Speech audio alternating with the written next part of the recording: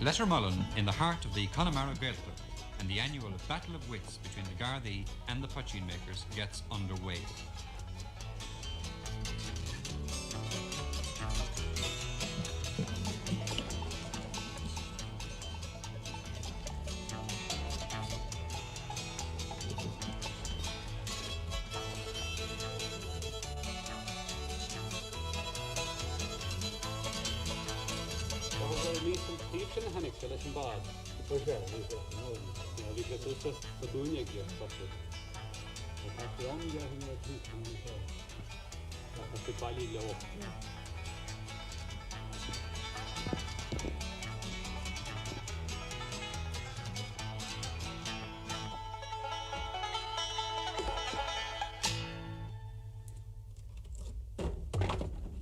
There was a time when Poteen making was an almost exclusively pre-Christmas operation, for those who were willing to take the risks, that is.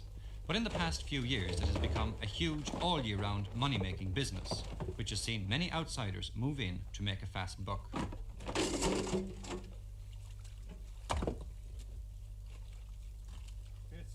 We had 49 seizures during the year 1976. What kind of material would you have seized? What did you take in? We took in 159 barrels of beer. That would be sufficient now for, on one run, to make 2,550 gallons of Poteen. And by using the bottled beer the second time, it would be sufficient to make 5,100 roughly. And how much would that be worth, 5,000 gallons of Poteen? Well, it would be worth approximately £63,000. £63,000 is a lot of money. Not for the first time, people are talking again of making Poteen a legal industry.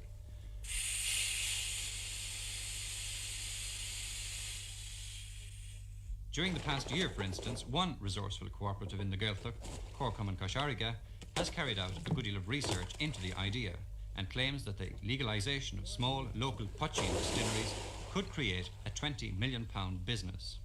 That would be something like that we're speaking about, but we are speaking, I emphasise the term controlled legalisation, because there would have to be several conditions laid down. The conditions that we would see, first of all, that a Poteen maker would have to acquire a licence. To get a licence to manufacture, he would have to meet certain laid down criteria, which would govern hygiene, makeup of the actual Poteen, and on top of that, when he would actually come about to manufacture, there would have to be quality control, which would be done, we would see it by, say, the Department of Industry and Commerce.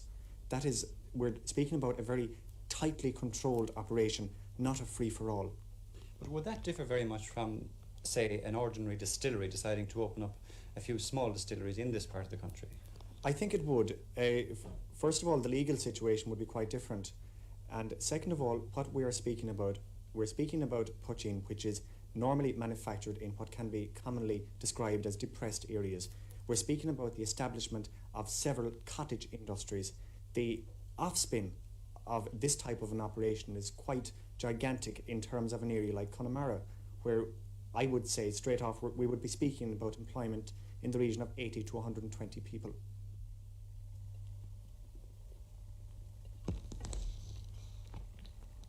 It doesn't take very much in the way of capital or equipment to set up an illegal trade, and there are big profits if you can keep one jump ahead of the law. Could you give us an idea how much it costs to make, say, a barrel of Poteen and how much profit you can make from that? Well, with for one barrel, you'd want 100 weight of grain, which would be approximately 8 pounds, and about 100 weight of sugar, which is roughly 14 pounds. That's 22 pounds, and you want yeast and a few things, but it's only a small amount, and you'd have approximately 16 gallons of that. And then by using it the second time with another 100 weight of sugar with the bottled, what's known as the bottled beer, you would have 32 gallons of that one barrel, and that would bring in approximately 380 pounds or 390, with approximately 350 pounds of profit on one barrel of beer. So it's very profitable. The Connemara Poteen still is really no different from that used by moonshiners the world over. All you need is 2 40-gallon barrels, 3 stone of barley, 2 stone of sugar, a little yeast, and in about 3 hours, when the brew has slowly filtered through the copper worm, the heart of the still, you have 6 gallons of Poteen.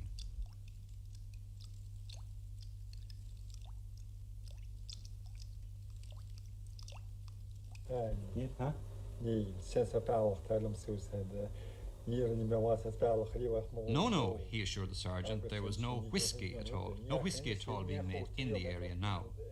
Whiskey is, of course, what the locals call Poteen, and the shop-bought bottle, just in case you may be getting a bit confused, is generally referred to as a bottle of Parliament. But there are others, particularly when the Gardaí aren't around, who are willing to admit that they made whiskey once upon a time. I did, sir. I did, to be sure.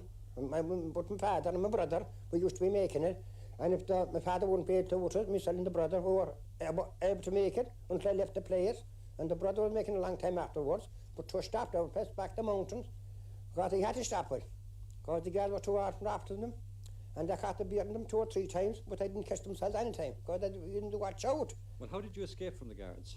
Well, I used to be out in olden times on the road, same as there now, there weren't much cars. I could come on my bicycle, I had a light on my bicycle, the front light and the back light, and I could come from my Cullen through Galway, and I did, maybe 3 times a week, and I often met the guard with my 2 lights, and they never pulled me. And often I made over cleared Galway, if you know where it is, with 2 gallons of Poteen on my back, where I had a front aid who was keeping off my always.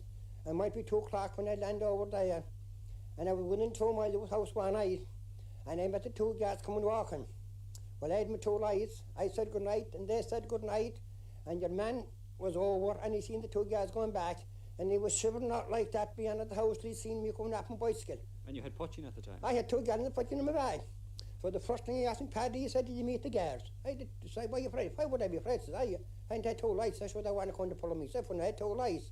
Oh, I thought I'd drop you. He said, till I seen you coming off the bicycle there. I thought you were caught back the road.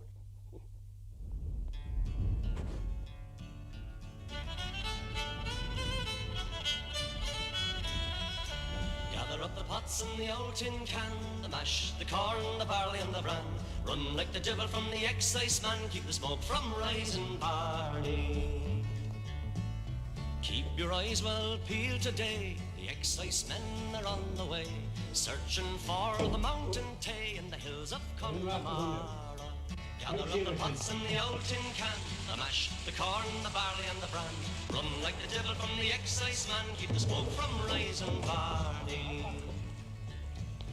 Mountain breezes as they blow, hear their echo in the glens below. The Gumbean men are on the go in the hills of Connemara. Gather up the pots and the old tin can, the mash, the corn, the barley and the bran. Run like the devil from the excise man, keep the smoke from rising Barney.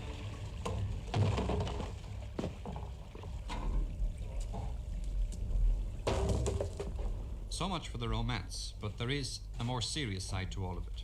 Poteen is not merely illegal, it is, as many a man has learned to his cost, dangerous. Drinking Poteen, even over a short period, can lead a man to his death on the roadside or in a lake. If he is drinking Poteen for a longer time, for some days, or even some weeks, he may develop delirium tremens. This is a DTs. It is a condition which the patient is very restless, he can't sleep, he moves around continuously, he shakes, and he has hallucinations. That is, that he sees small animals in the room, rats and mice. He knows that they're not actually there, but he finds this very distressing. Have you actually seen this happen to people in your own experience? Oh yes, I have seen it several times. These people usually have to go to hospital, frequently a mental hospital. They recover after a comparatively short time. There is also the fact that people who have an illness such as flu frequently take Poteen as a cure. This does a good deal of harm in many cases. The people try to carry on with their work taking a certain amount of Poteen, and this leads in several cases to cardiac damage, which is likely to be permanent. But there are people who swear by Poteen as a cure for illnesses in the same way as people tend to take punch when they're ill. Do you say that this is wrong, that it's not the right thing to do? Yes, emphatically yes. I don't think Poteen has any place in the treatment of any condition. It is dangerous. Dangerous along to that took 2 glasses of what could be almost a year ago, down in Hertford. And I thought I had a quart drank when I had the 2 glasses drank. And only for I was sitting in the car, I'd fallen the road. It went up to my head, because one poteen at all, there was the smell of the poteen, and I thought there was some other thing through it.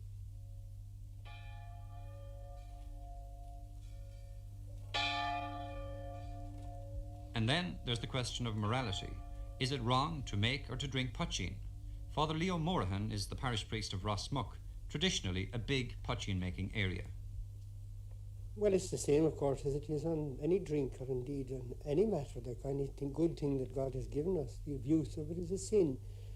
But there was a much firmer kind of official church attitude towards it in times gone by. I think it's true to say it was a reserved sin, especially associated with wakes and funerals and that. And even today, of course, maybe it's old-fashioned to talk about the occasion of sin now, but whatever new terminology we use for the occasion of sin, if poteen drinking or making leads to that, the church also condemns that. Is poteen making still a sin? Is it something that people have to tell in confession, for instance? Well, I think that's very much a matter for themselves, you know, whether a thing is a sin or not must be left to the individual himself, subjectively being a sin. But my own opinion is that when poteen is made just, you know, for their own use, for a person's proper use rather than abuse, that I don't think it's sinful. Another matter comes up of which I don't find myself, you know, entitled to make a comment is whether or not breaking the civil law is a sin. Theologians have long been divided on whether it is morally wrong always to do what's legally wrong in civil law. I would favour the opinion that it's not always wrong to do what a civil law, but maybe I'm a little bit too liberal in that.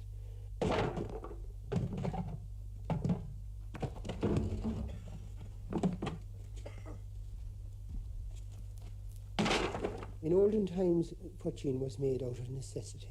It was an economic necessity for the people to provide some kind of earning for themselves, especially coming to Christmas time when they had to pay maybe quite a lot of debts, and they did in fact make poteen and sell it to pay their debts. Nowadays it seems they're making it to make money to use for anything besides paying their debts, and I think that's objectionable. And a further objection I'd have to it is that in the making of the stuff now, they don't in fact go and make the good poteen, the doubling as they call it. They oftentimes sell off the sink.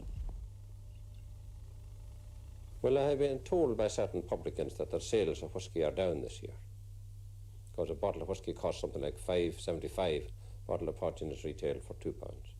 Brother, did you make any money out of poteen when you ratted yourself? Well, not for myself. For the old people I was working. I would dispatch it on the road and bringing back the money maybe in a month's time when I have 9 or 10 quid made in this country and bringing back the money back home and giving it to the old people. I might get a pound myself.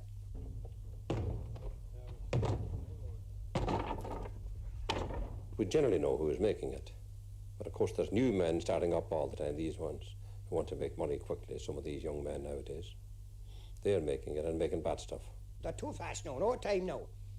Because I could make it now in 2 hours and get ready with it and you come and give them top money for bad poteen that you couldn't think that'd kill you. That's what they're like now. Good poteen is in fact an art, and it would be a shame if that art were to disappear. I think we all have a duty and an obligation to see that the right skill of poteen making survives in a proper controlled manner.